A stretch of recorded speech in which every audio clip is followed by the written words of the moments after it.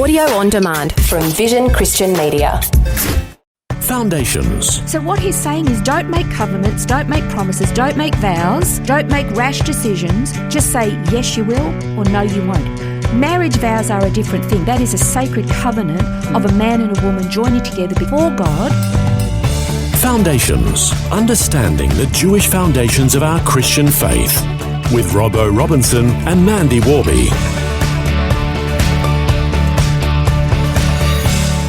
In our previous program, we looked at some examples of rash vows that were made in the Bible and the devastating consequences of those vows to God. In this program, we're going to look at the culture of Jesus' day and what his views were on the issue of Corban. By the time Jesus had arrived, things at the temple and within the religious framework of the people of Israel, it had become pretty toxic by that time.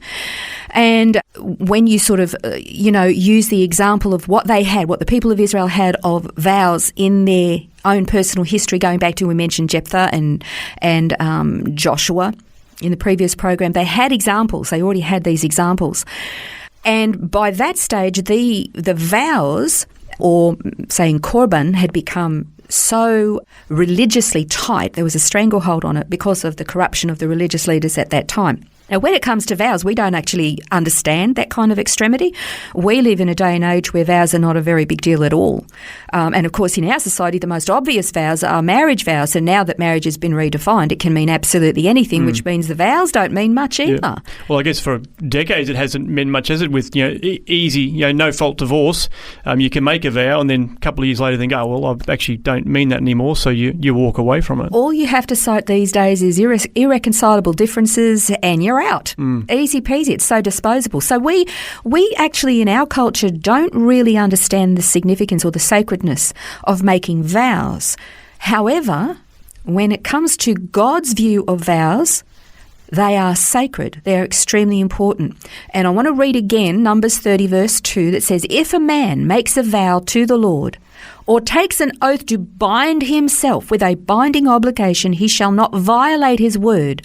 He shall do according to all that proceeds out of his mouth. So God says, if you make a vow, you better obey that. He also wrote into the law that if you make a rash vow, there will be a penalty that you have to pay, but you can get out of it because he doesn't want you to disobey his law or cause somebody to sin or do something wrong as a means of keeping a rash vow. So you can get out of it. Now, at the time that Jesus lived and ministered, as I said, the priesthood had become incredibly corrupt, and they had turned the temple into a money-making venture. They sold doves, they sold pigeons, they sold sheep and goats and other kinds of livestock, and they were making a matzah off it. And not only that, but they also had a currency exchange program, because if you had to come and, as every Jew had to pay the temple shekel, a temple tax every year, it was the same for everybody, or you wanted to buy your offerings and the rest of it, well, you couldn't come in and use Roman currency because it had an image of Caesar on it. You can't have a graven image. So you would have to come and exchange your Roman currency for the temple shekel. I might just add it actually had an image on it as well, but let's not split hairs. Apparently that was okay for them. But the currency exchange would then take place, and of course that came at a cost as well. Yeah. And so they were making a lot of money. It was mostly the sect of the Sadducees who were in the priesthood themselves. Of course, according to the law, it was supposed to be only the line of the family of Aaron from the tribe of Levi. That didn't matter by that stage. They were all corrupt. So they got the monopoly on the power. They set up this business within the temple, and they were getting very rich. Another thing that they were doing was that anybody who made these vows of Corban, something that was going to be dedicated to God, they were of the opinion that it must be given to God and therefore, by default, given to them at the temple. Now, that's what a lot of people think, that everybody thought that way by that stage. No, because up until that point, there had been this long debate going on that we mentioned in the previous program, that the rabbis would argue, if somebody makes a really stupid vow, are they really obligated to keep it? And some were saying, no, because you can't contravene God's word. Others were saying, well, they made a stupid vow, they've got to obey it, you know. So this debate had been going on. Yeah. But up to about 400 years before Christ, and you get to the days of Malachi, that's when God had last spoken to the people of Israel and said, you're ripping me off. And he was actually directing his message to the priests. You're ripping me off in your offerings and tithes. It wasn't the people, it was the priests. 400 years later, they were as bad as they were back then. Jesus comes up and he's so cranky about what they've done to the temple. Well, he said quite a few things, didn't he, during his time of ministry, directed to those, the priests and the leaders in the church or in the temple. He was very vocal. Was very direct with them, saying about that and talking about this issue of making a vow but then contravening God's word in the process, but they felt it was okay. Yeah, exactly. In fact, I just want to read from Mark chapter 7. I won't read all of it, but it's verses 5 to 13 where the scribes come and they say to him, why don't your disciples walk according to the traditions of the elders? But they eat their bread with impure hands. And then Jesus opened his mouth and he says, well, rightly did Isaiah talk about you, you're hypocrites, and you teaching the people to actually contravene God's word. He says, this people honours me with their lips, but their heart is far from me. And then he goes on about you hold to the traditions of men and you're experts at making people contravene God's commandments in order to uphold your traditions. And he actually said that, Moses said, honour your father and your mother, and he who speaks evil of father or mother is to be put to death. But you say, if a man says to his father or mother, whatever I have that would help you is Corban, that is to say, given to God, and you no longer permit him to do anything for his father and mother, thus invalidating God's word by your tradition, and you've made that you have handed down, and you do many such things as this. Now, the issue with parents was that you got to understand, there was no social security in those days, no old age pension, no aged care facilities.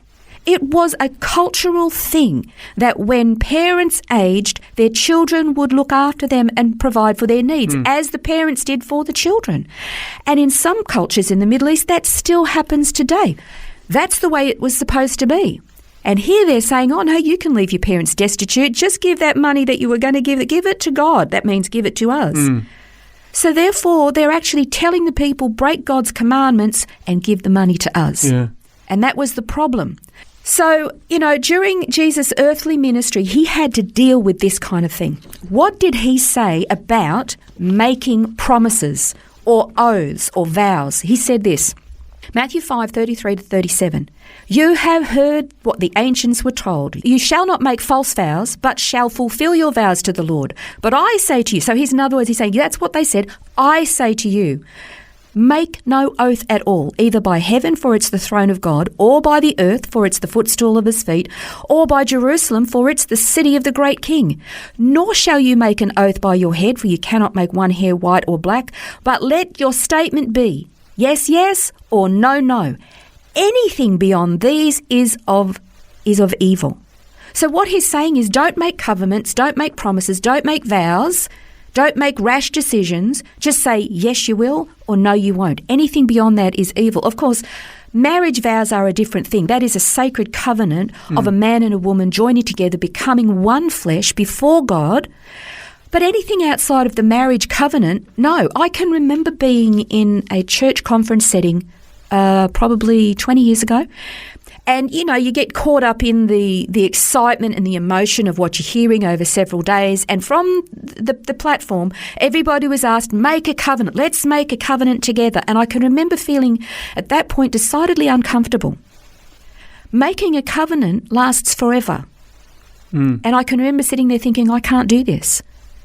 And just as well I didn't, because covenants are extremely important. My life has moved from that particular group. I now don't even live in the same state. I'm in a different place. And yet had I made that covenant, it would have bound me to keeping that covenant. We are not to make covenants, promises, vows to anybody other than our spouse and our relationship with God. And yes or no. And let's leave it at that.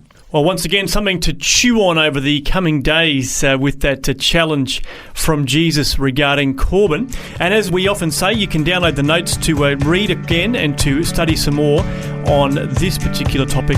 You can go to vision.org.au/foundations to do that. Well, next time on the program, we're going to be learning about orphans. This has been Foundations, a look at the Jewish foundations of our Christian faith. For study notes, resources and more, see vision.org.au/foundations. Thanks for taking time to listen to this audio on demand from Vision Christian Media. To find out more about us, go to vision.org.au.